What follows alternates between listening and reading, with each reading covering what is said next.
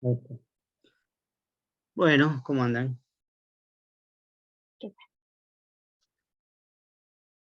Bárbaro. Con mucho frío, por eso estoy tan abrigado. Eh, bueno, vamos a repasar un poco el artículo de Bakhtin que empezamos la clase pasada. Nos sobra tiempo para terminarlo seguramente, y si no, bueno, no importa, lo seguimos la próxima, pero quería repasar algunas cosas esenciales de las que vimos. Si lo leyeron, yo se los mandé por mail porque hubo, todavía hay un problema con los PDF en el campus.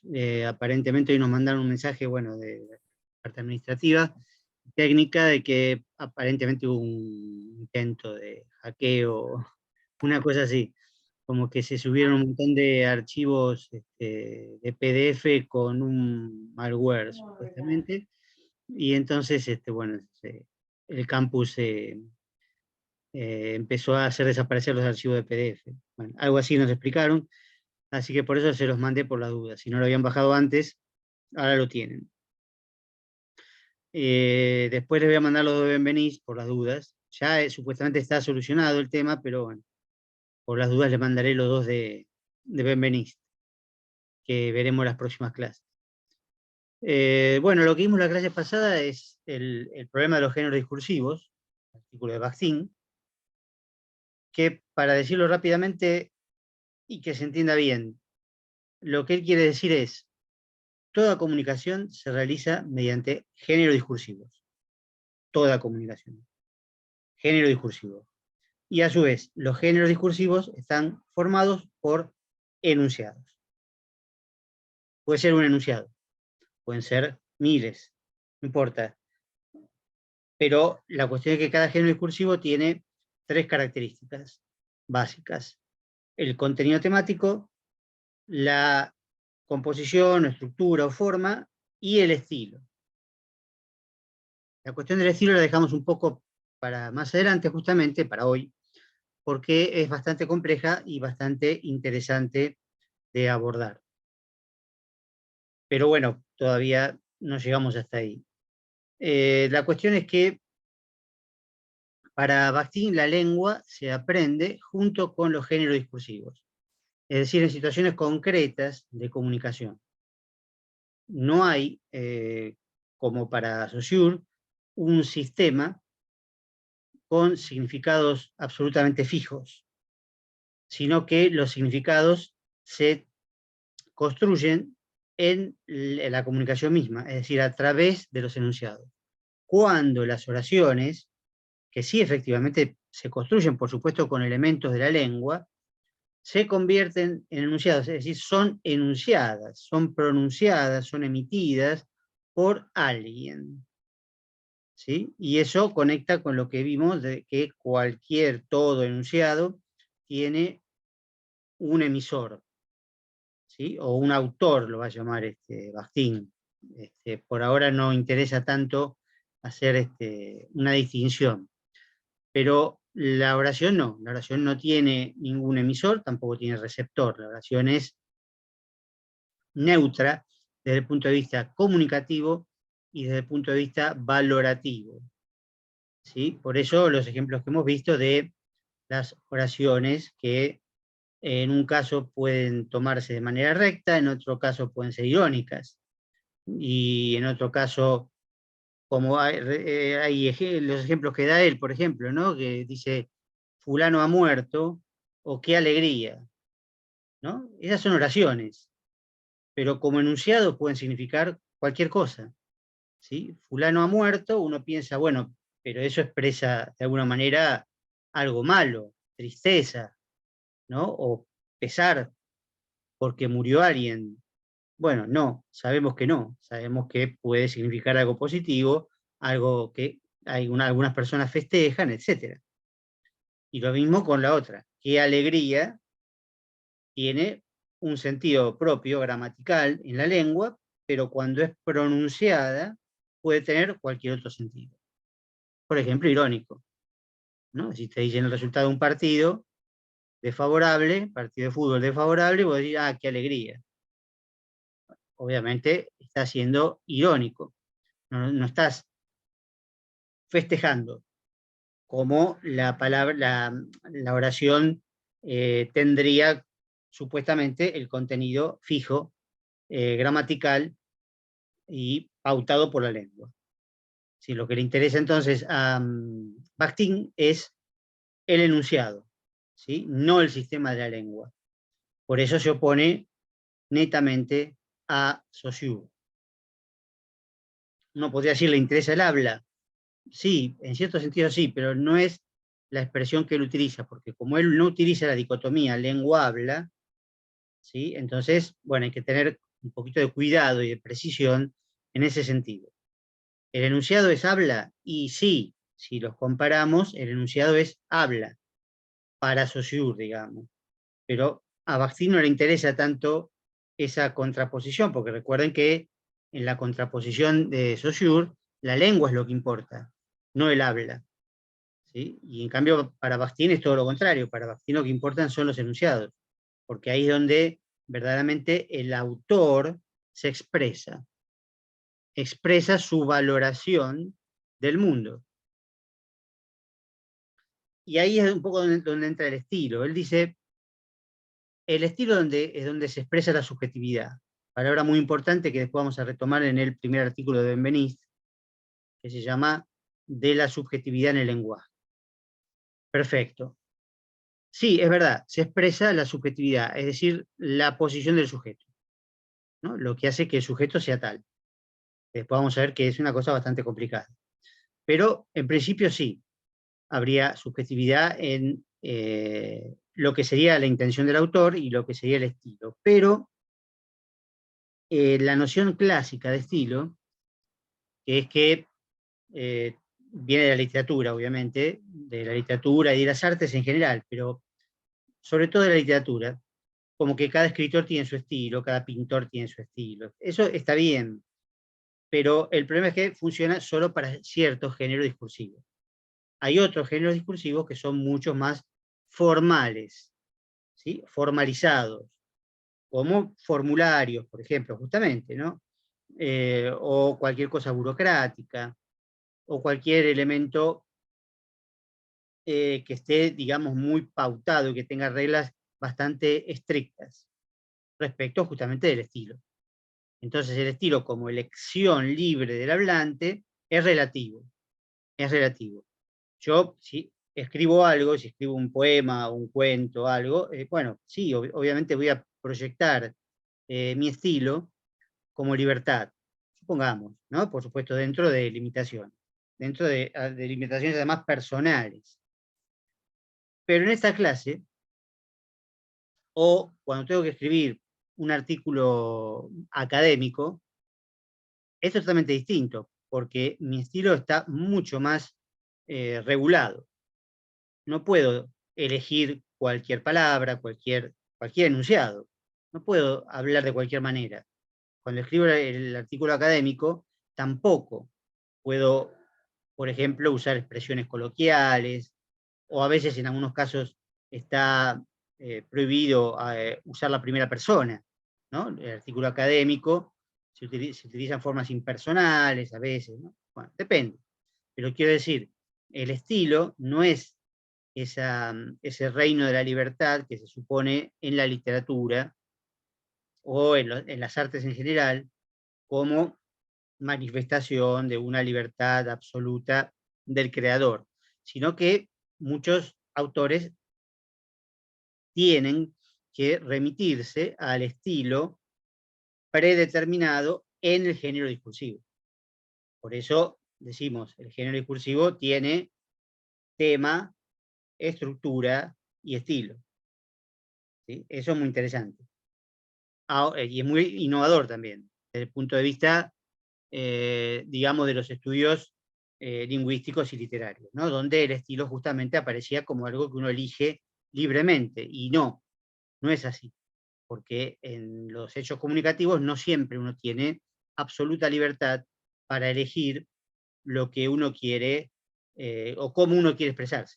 ¿no? Porque en realidad el estilo es cuestión más que nada de forma, de elección de palabras y de determinadas entonaciones, etc. Y de registros, ¿no? Como se dice muchas veces en lingüística, registro formal, registro menos formal, ¿sí? O registro coloquial, a veces se dice registro culto, registro popular. Bueno, ese tipo de cosas, esas elecciones, no están disponibles como un menú abierto en todos los géneros discursivos. ¿Sí? Hay algunos géneros discursivos que no lo permiten. Eso es muy interesante. Igual, la noción también de intención de autor, que es muy importante en Bakhtin, la intención del autor tampoco habría que tomarla como una cuestión totalmente psicológica. Esto es un poco difícil y tampoco Bakhtin se extiende demasiado sobre eso, pero de todas maneras es bueno tenerlo en cuenta. Si uno llegara, por supuesto, a verlo desde el punto de vista psicoanalítico, desde ya estaría muy claro el tema, digamos. Uno no dice lo que quiere decir, al contrario, ¿no?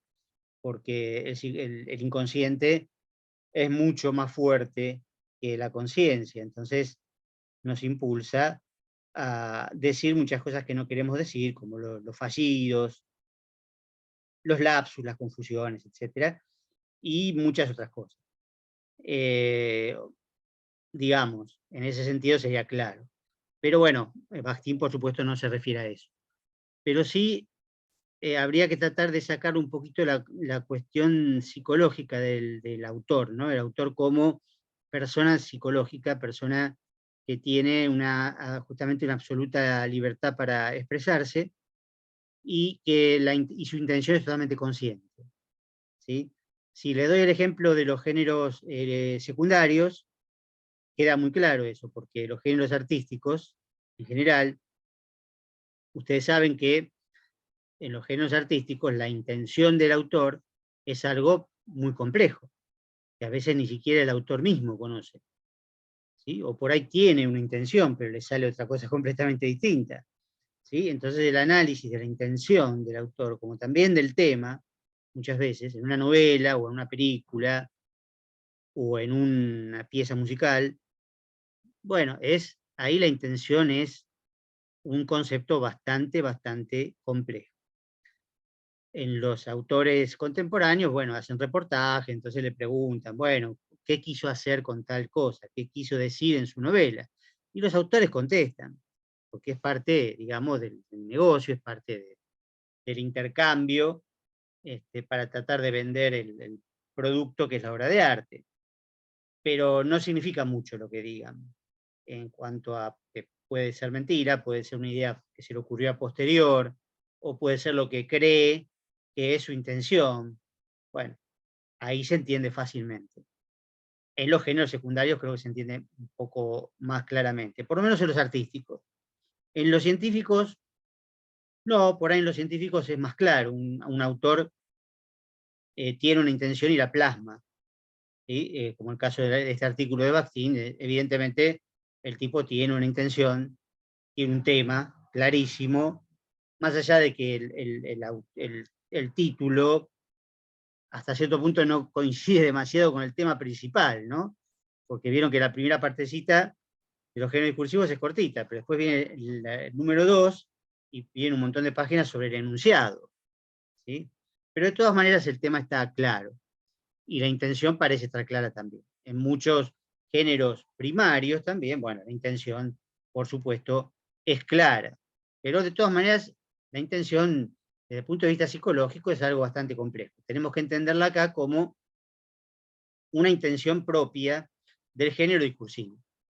Pues yo puedo tener acá en esta clase, mi intención es que ustedes aprendan este artículo de Bakhtin.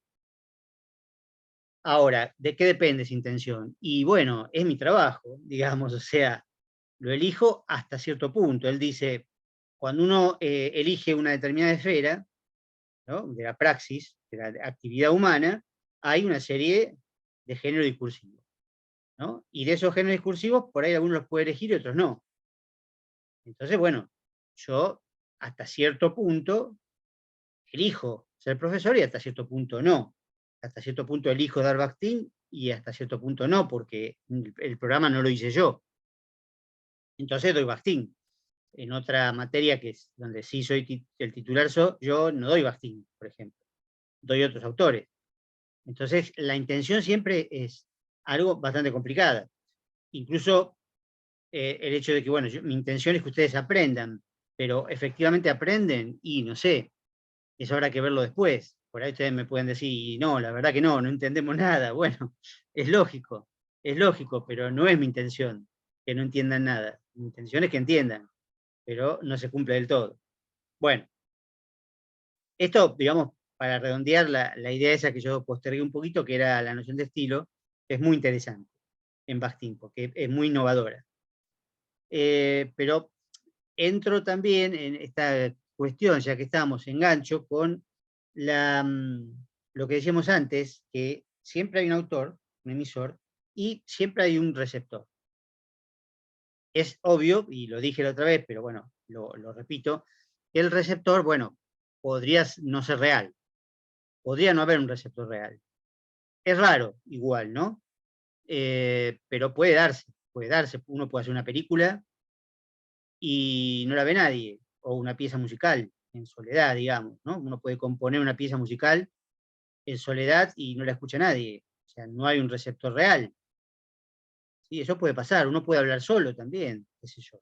Esa es una situación que existe, hablar solo. Y por lo tanto no habría receptores reales, ¿no? Lo que hay siempre es un destinatario, en realidad. Después vamos a verlo, o sea, un poquito más enganchado con la parte práctica, la diferencia entre receptor y destinatario. Lo que quiere decir eso es que el enunciado siempre está dirigido a alguien. Ahora, que le llegue a ese alguien o no, bueno, por ahí depende de varias circunstancias. Pero lo que importa es que entonces el enunciado y los géneros discursivos bueno, que lo abarcan, al enunciado, producen algo que se llama dialogismo. Dialogismo. Es decir, bueno, diálogo, en el fondo, ¿no? En el fondo es un diálogo. Un enunciado siempre es un diálogo, ¿sí? Aunque sea un diálogo implícito, ¿sí? Implícito o posible. Por ejemplo, esta clase obviamente no es un diálogo en la medida que si ustedes no participan, no lo es, pero puede serlo en cualquier momento, ¿sí? Eso como hecho real, digamos, ¿no? Como si están en situación real, no está prohibido que hablen, y yo a su vez les conteste o intercambiemos, etcétera. Eso puede pasar tranquilamente. Pero va más allá todavía el dialogismo que eso. Va al hecho de que eh, por estar dirigido a otro, el enunciado, ¿no? Por estar destinado a otro y buscando algún tipo de respuesta, de reacción, esa respuesta o reacción implica un diálogo, implica ya un diálogo, así sea el silencio, así sea el entendimiento o no, ¿sí? Así sea algo que ustedes estén pensando y reaccionen a lo mejor apagando la cámara o prendiéndola, ¿sí? Eso implica un diálogo profundo, ¿sí? Quizás subterráneo incluso, pero va más allá todavía. Es interesante un poco lo que dije recién, que no lo seguí. El silencio, en muchos casos, es una respuesta, ¿sí? Ustedes lo saben, lo habrán vivido, lo habrán protagonizado muchas veces. Hay preguntas que no tienen una respuesta verbal y que el silencio significa algo. Y ustedes lo saben perfectamente, ambos lo saben perfectamente. Digo ambos por dos personas, ¿no? Pero pueden ser más, ¿no? No es eso de que dice el que calla otorga. No, todo lo contrario. Ojalá fuera así, porque entonces uno podría que se invitar a salir a todo el mundo y entonces, claro, el que calla, el silencio, no, no es así. Obviamente, no. Puede significar justamente todo lo contrario. El que calla no otorga, niega. O el que calla prefiere no decir lo que quisiera decir porque es feo para la persona que habló. Y la persona que habló entiende eso. ¿Sí? Bueno, se dan muchísimas situaciones, pero el silencio está muchas veces cargado de significado. Por supuesto que a veces no, desde ya, no digo siempre, ¿sí? Pero sí digo con una posibilidad muy presente y muy interesante además también, ¿sí? Porque eso, bueno, se puede utilizar en los géneros secundarios, por ejemplo, en novela, en teatro, en una película. En lugar de llenarlo de diálogo, llenarlo de silencio. Y a veces es mucho más significativo el silencio que, que una respuesta banal, ¿no? Una respuesta torpe. Hay géneros en particular, géneros jurídicos, o sea, dentro del ámbito jurídico, que, que tienen distinto significado y distinto grado de obligación, ¿no? Por ahora que está de moda pasar este fragmento de juicio, ¿no? Bueno, cada canal pasa el fragmento que le conviene, ¿no? Pero eh, en los intercambios jurídicos, por ejemplo, un testigo está obligado a contestar. Es cierto que puede decir, bueno, no me acuerdo, no sé, después se verá. Pero está obligado el testigo a testificar. Mientras que un acusado no. Un acusado tiene derecho a no hablar, a no declarar. Y esa no declaración no significa absolutamente nada. ¿Sí? Es decir, cualquier cosa que declare podría ser usada en su contra y la estructura jurídica le permite guardar silencio, justamente para no perjudicarse, ¿sí? Con una declaración. Bien, fíjense esa diferencia, mientras que efectivamente si ustedes son testigos de algo, son llamados como testigos de algo, desde ya que tienen que contestar y tienen además que decir la verdad, porque si no dicen la verdad caen en falso testimonio y después se abre otro juicio para los testigos que mintieron, ¿no? Eso es muy interesante también, porque bueno, son dos casos en donde el género discursivo permite callar en un caso, en otro caso obliga a hablar. Más allá de que, como decía antes, uno puede decir, no, yo no lo vi, o no sé, o no me acuerdo, fue hace mucho, qué sé yo, hay cosas que uno puede llegar a zafar. Pero hay que tener cuidado, porque si uno lo vio y otro que está al lado vio que lo vio, ¿no? Entonces, bueno, uno no puede decir que no lo vio, porque hay otro testigo, no. Pero lo que quiero decir es que el testigo tiene obligación de hablar, de contestar a la pregunta, mientras que el acusado no. Y así, digamos, bueno, el género discursivo es el que prescribe el grado de obligatoriedad de la respuesta. Lo mismo que si en un examen, por ejemplo, en un examen, no, perdón, el ejemplo antipático, pero si en el examen una pregunta la dejan en blanco, si no la contestan, bueno, obviamente en esa pregunta tienen una nota baja, porque tienen la obligación de contestar, porque así lo prescribe el género discursivo, ¿sí? Más allá justamente de mi intención. Si mi intención ahí no corre mucho. Eh, la intención del autor, digamos, que en ese caso soy el autor por ahí de las preguntas, pero es relativo, hasta qué punto, si solamente redacto las preguntas para que sean contestadas, y tienen que contestarlas, es obligatorio. En cambio, en otros contextos cotidianos, por ahí, como decía antes, uno simplemente puede callar, puede no hablar, y el silencio puede significar algo o no, depende.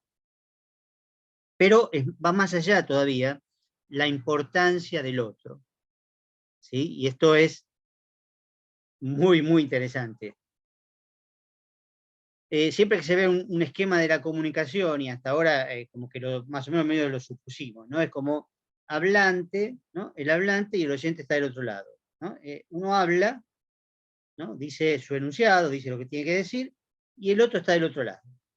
Es una especie de actitud pasiva, esperando ahí, escuchando, bueno, qué sé yo. Digo, ¿no? Prestando atención o no, o lo que sea, pero pasivamente, mientras que el activo es el hablante. Bueno, esto para Bakhtin no es así, no es así, y es muy interesante cómo lo explica él. Dice, no, todo lo contrario, como el enunciado está destinado a ese otro, ya ese otro me condiciona mi enunciado, desde antes de que hable, incluso, porque mi enunciado va a tener que estar de alguna manera diseñado, por decirlo así, ¿no? Estructurado, bueno, con el tema, el estilo, todo eso que vimos en el género discursivo, para ese otro que me está escuchando. ¿Sí? con la reacción que decíamos recién, la reacción o la respuesta correcta o no, o lo que uno espera o lo que no espera, pero el tema es que uno está condicionado por el otro. Entonces el otro no está del otro lado pasivo, esperando, ya está de mi lado. Es como si estuviera acá atrás diciéndome lo que tengo que decir. No es tan fácil tampoco, es más complicado, pero es de alguna manera como decir, no, bueno, si me querés hablar a mí, me vas a hablar de tal manera. ¿Sí? Según el género discursivo y según un montón de cuestiones previas, pero fíjense todos los ejemplos que uno podría tener en este caso, uno muy, muy extremo probablemente, que es el de hablar con alguien que habla otro idioma, ¿no? Es decir, yo hablo un idioma, el otro habla un idioma completamente distinto. No hay manera de entenderse, ¿no? Entonces, ¿en qué idioma le voy a hablar? ¿Qué idioma si puedo elegir, voy a hablar en su idioma, en el idioma de él, porque quiero que me entienda. Lo básico, quiero que me entienda. Si no, no hablo. Si no conozco el idioma del otro, no hablo directamente, porque ¿para qué serviría hablar? ¿Sí? En mi idioma, en mi lengua, si el otro no la va a entender, para nada. O sea que me está condicionando la lengua en la que tengo que hablar. ¿Sí? Así que desde ese nivel básico empezamos. Pero después se dan un montón de situaciones distintas que tienen que ver con justamente la intención del autor, pero esa intención es lo que hace justamente que tenga que fijarse en el otro, que tenga que estar pendiente de lo que el otro prefiere escuchar o no prefiere escuchar. Justamente, usando un poco el ejemplo de antes, si yo quiero conquistar a alguien, seducir a alguien, tengo que usar determinado tipo de enunciados, obviamente, ¿sí? Suponiendo que yo conozca a lo que la otra persona le gusta. Tengo que ir por ese lado, digamos, en principio, después cuando me conozca hacer otra cosa. Pero en principio, bueno, me voy a presentar de determinada manera. ¿Sí? Voy a construir lo que después vamos a llamar etos, ¿no? Que es una imagen propia.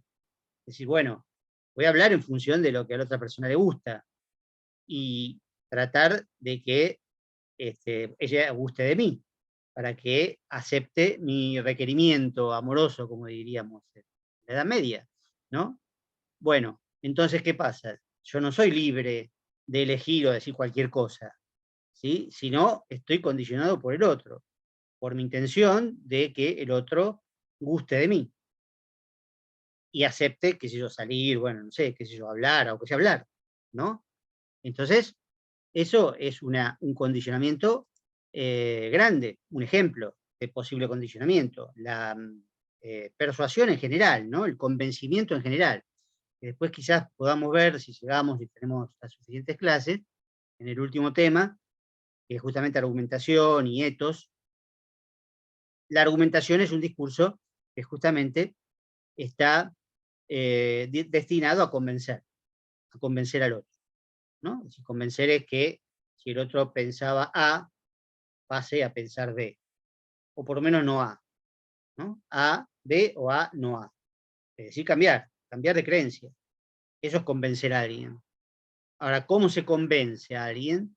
Bueno, hay técnicas, obviamente, las viejas técnicas de la retórica, convertidas en la argumentación moderna, en la publicidad, en la política, en muchos ámbitos, donde hay técnicas para eso, que pueden resultar o no, pero bueno, en principio hay coincidencia en que hay que utilizarlas, ¿no? Por lo menos, ¿sí? No son fórmulas mágicas, pero por supuesto hay técnicas para convencer al otro. Pero fíjense que ahí la intención del autor es básicamente convencer al otro, por lo tanto, va a tener que usar esas técnicas y va a tener que usar los enunciados que respondan a esas técnicas, porque si no, no va a convencer al otro. Y entonces, ¿para qué va a hablar? ¿Sí? El otro lo está condicionando. Es muy difícil crear de la nada un cambio de creencia. ¿Sí? Hay que basarse un poco en las creencias del otro para darlo vuelta, para que pase a creer otra cosa. Es muy, muy complejo, pero lo digo acá solamente como ejemplo. Si yo quiero convencer al otro, no puedo decir cualquier cosa, porque si digo cualquier cosa, por ahí digo algo que no le gusta y ya está, listo, ya no me escucha más. O me tira una piedra, no sé. ¿Sí? Como los antiguos oradores, ¿no? En Grecia o en Roma, donde los oradores también estaban frente al público, un público real, digamos, ¿no? Y tenían que convencerlo muchas veces de cosas bastante complicadas, ¿no? Es el nacimiento, digamos, de la política, así como se entiende en Occidente. Y bueno, por ahí el orador, hay oradores famosos también, pero supongo que habría oradores que, no eran muy buenos también, y bueno, por ahí le tiraban cosas por la cabeza. Pero si yo quiero convencer a ese público relativamente hostil, bueno, hay técnicas que tengo que utilizar. No depende de mí. Depende, sí, por supuesto, de utilizarlas bien. Eso sí depende de mí, pero no de elegir lo que voy a decir en cualquier momento. No, por supuesto, eso no funciona. Otro ejemplo, también el actual. Yo me dirijo a ustedes con la intención justamente de enseñar un determinado tema, en el marco, por supuesto, de una clase relativamente formal, ¿no? Como es esta, más allá de que sea a través de este aparatito, pero bueno, es una clase. De la misma manera, yo tengo que tratar de utilizar todo lo que esté a mi alcance para poder explicar el tema de la manera más clara posible, sabiendo, por supuesto, que no van a entender todo o del todo enseguida, ¿sí? Pero no puedo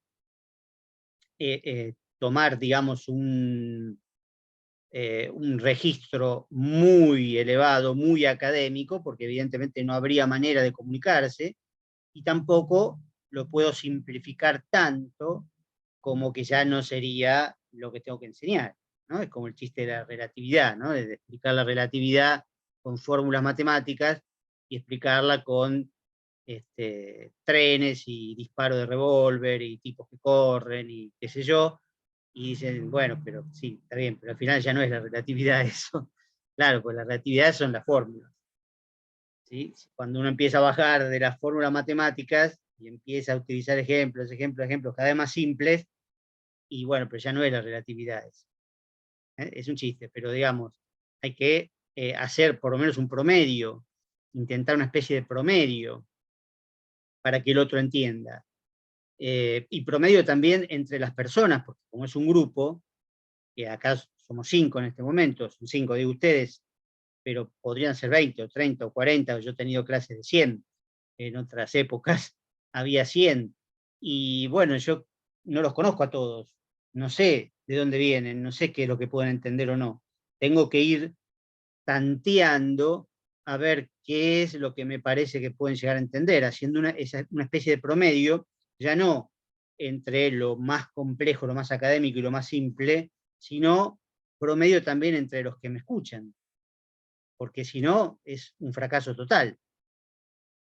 Y ahí lo mismo, si yo llego a notar, aunque es difícil en una clase universitaria, pero a veces pasa, digamos, cuando son pocos o cuando hay más diálogo, etcétera, digo, bueno, tampoco puedo ir al ritmo del más rápido ni al ritmo del más lento. Tengo que tratar de ir más o menos por la mitad, porque total el más rápido, aunque se aburra, lo va a entender igual, y el más lento va a tratar de ajustarse un poquito más. Tampoco puedo ir a ese ritmo porque si no capaz que no terminaría mal, lamentablemente. ¿Sí?